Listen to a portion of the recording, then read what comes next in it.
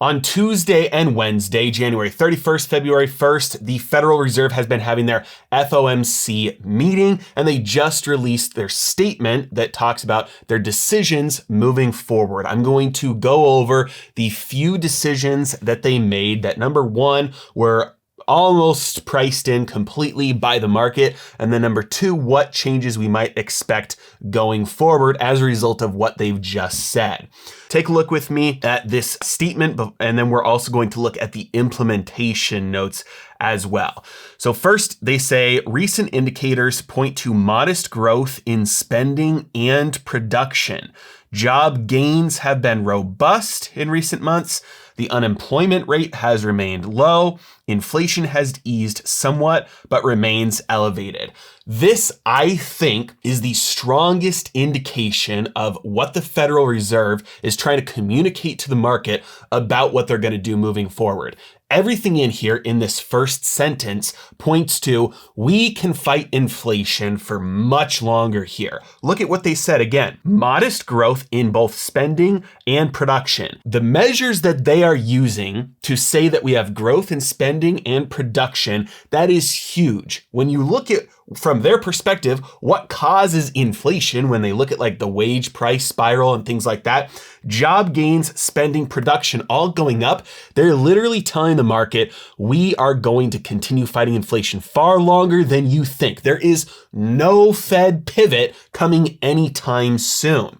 And even the unemployment rate has remained low. Even though inflation has eased somewhat, it has remained elevated. Moving down towards the top of that third paragraph there, it says the committee seeks to achieve maximum employment and inflation at the rate of 2% over the longer run. And then at the bottom of that same paragraph, the committee is strongly committed to returning inflation to its 2% objective. Again, this is something that they are communicating. Hey, look, we are going to continue to raise rates. We're going to continue to let assets bleed off our balance sheet. We're going to continue to tighten the financial conditions until we see inflation at 2%.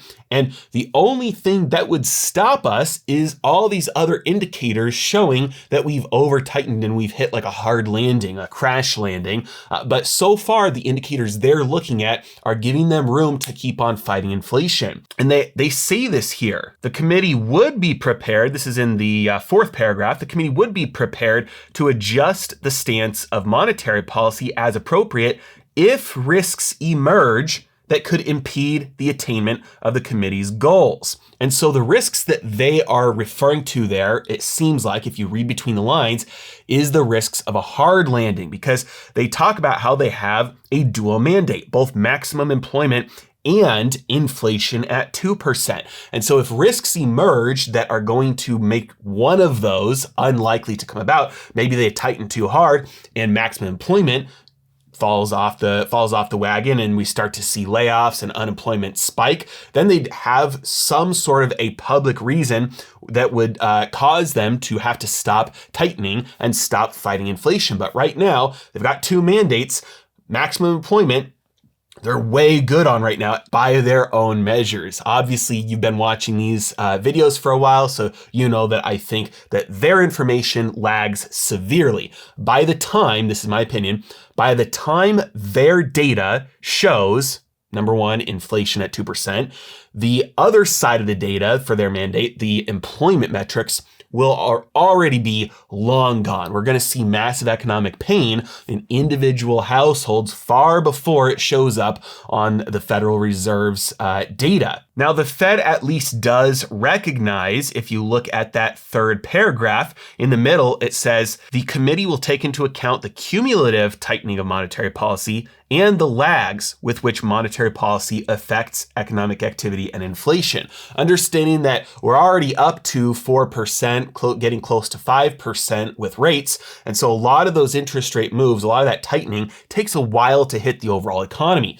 So they recognize that, hey, just because we raised 0.5% right now, that doesn't mean that that's the only effect the economy is feeling. The economy is currently processing the cumulative impact of all of the prior hikes up to this point, and they recognize that. I just still think the data that they look at is so backwards looking that by the time it shows up in their data, there's already going to be massive problems. So what are some of these massive problems? Well, let's take a look at the implementation notes. So that first bullet point there, they raised the federal funds rate to a range of 4.5 to 4.75%. So they raised rates by 1/4%.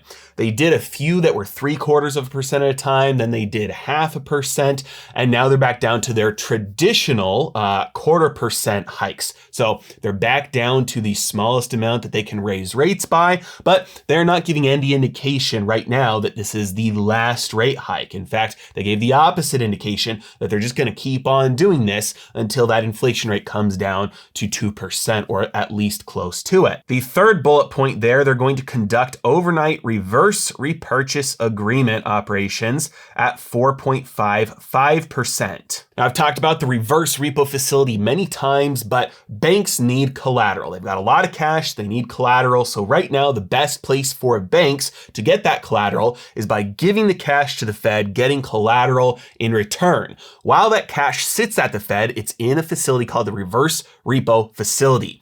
That cash is earning them now 4.55%.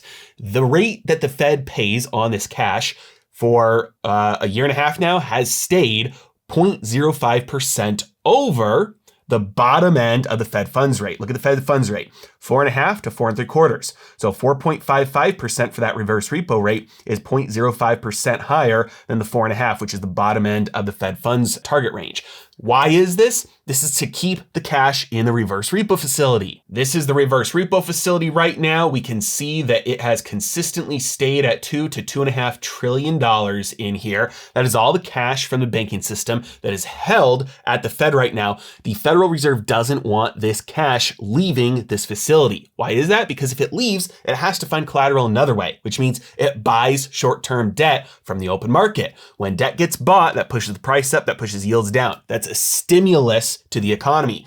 The Fed does not want stimulus right now. They're trying to fight inflation. If you get stimulus, more spending, lower rates, easy credit, that boosts spending. That boosts inflation. So the Fed doesn't want this $2.5 trillion in circulation. It's trying to keep it out of circulation. So that's why it keeps on raising the rate. And yes, banks are making a killing from this, literally risk-free. This is the only place you can get a risk-free return in the entire market. Because even if you loan money to the government, you still have risk of default from political gridlock if they can't pay it back.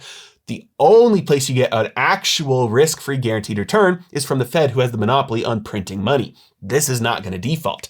And so, yes, banks are making a guaranteed killing right now, but it is performing the service that the Fed is trying to accomplish right now, which is keeping that cash out of circulation so that we get prices starting to fall, or at least the inflation rate falling to 2% or close to it. And then finally, if you look at that fourth bullet point here, they are going to continue to roll assets off their balance sheet at a max of $60 billion per month. And again, this has a deflationary effect on the economy as well, because if the Fed has to print money to buy assets to load up its balance sheet, that means when assets bleed off its balance sheet, it's got the opposite effect. Money gets sucked out of circulation because as it gets returned, paid back to the Federal Reserve, it ceases to exist and it ceases to be in circulation. So that is why we have seen over the last year, the money supply fall. Yes, money supply has not fallen anywhere near the prior trend line to compensate for the growth in the money supply from 2020. That's not the point. The point is that if we look at exactly a one-year chart, we can see that the money supply has fallen. That means that about a year after the money supply starts to fall, that's about when those effects hit the economy. We're probably very, very, very soon going to see inflation numbers crash back down, I think, closer to zero. Again, CPI. I understand that CPI doesn't reflect reality, but that's what they use. And so that's what I'm saying, because that's what they're going to gauge by when they stop tightening. So what are the takeaways? What are the bottom lines? Number one, the Fed has no plans to stop tightening until inflation comes down or until other risks materialize. Number two, based on the way they measure those risks are not likely to materialize before the inflation numbers come crashing down. Number three, in my opinion, it is not unlikely at all over the next coming weeks to see the market digest the Federal Reserve's rhetoric here and commitment, resolve to tightening, and see the markets respond by moving lower. Until the data changes, and the Fed's data has not come close to changing yet, there will be no pivot, and I think markets are likely to respond by moving downwards. Yes, I've shorted a little bit just to capitalize on this if it happens. As always, really appreciate you guys. Thanks so much for watching. Have a great day.